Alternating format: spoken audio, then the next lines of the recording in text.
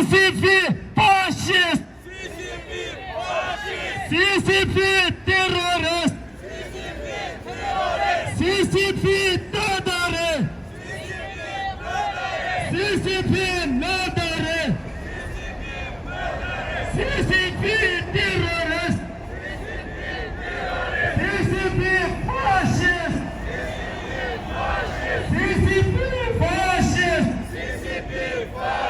CCP terrorist!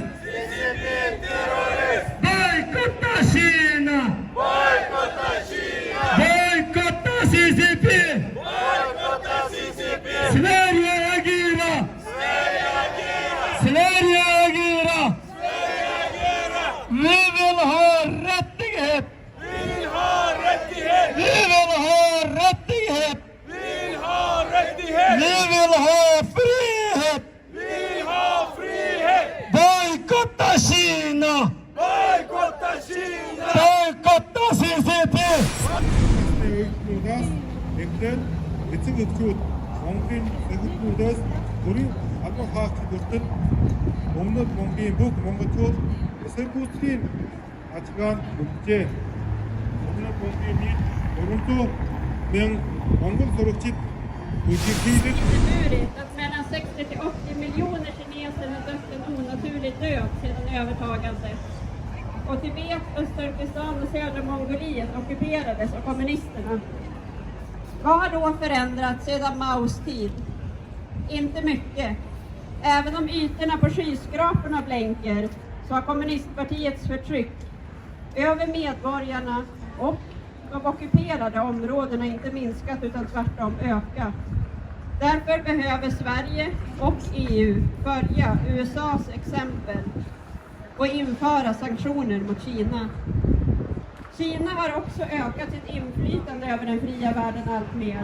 De har också byggt militärbaser och utövar ständigt påtryckningar på både regeringar och företag utanför Kina som alla ska dansa efter regeringens pipa.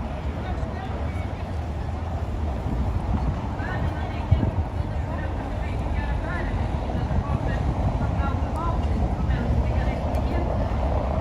Men tvärtom så har diktaturen i Kina fått ökade resurser att förfölja allt fler via teknologi.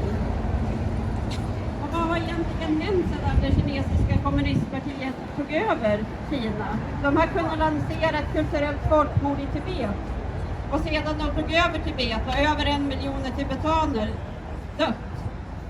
Och de fortsätter att förtryckas. Östturkestan som blev ockuperat, där sitter nu över 1 miljon uigurer i arbetsläger. Kvinnorna tvångssteriliseras.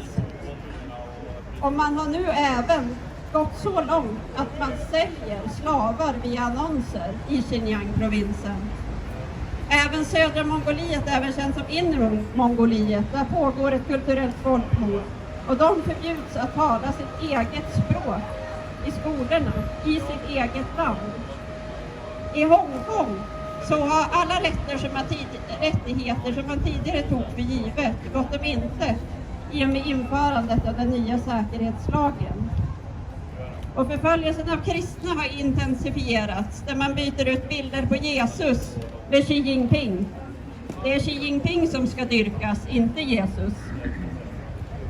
Och även utövare av meditationsmetoden Falun Gong förföljs för sin tro, fängslas och torteras.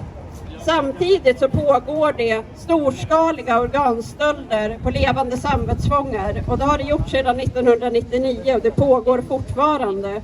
Där de dödar samvetsfångar medan de lever och tar deras organ och säljer dem för höga summor. Så det här är en storskalig industri.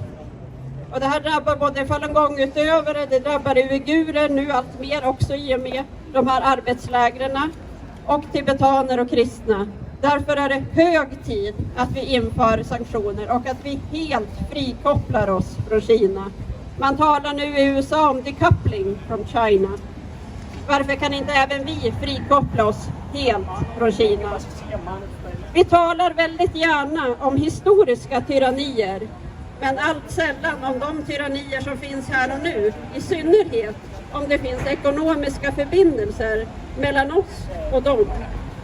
Det här sila mygg och svälja kameler förhållningssättet, det duger inte. Att låta människoliv värderas så här lågt, det är oacceptabelt. I synnerhet för ett land som Sverige, som säger sig stå för mänskliga rättigheter.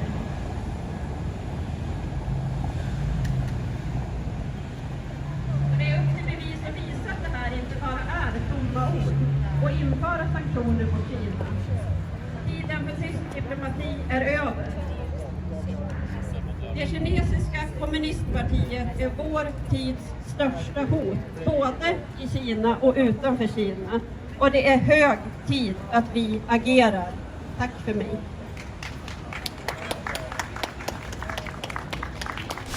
Borde höja rösten mot Kina.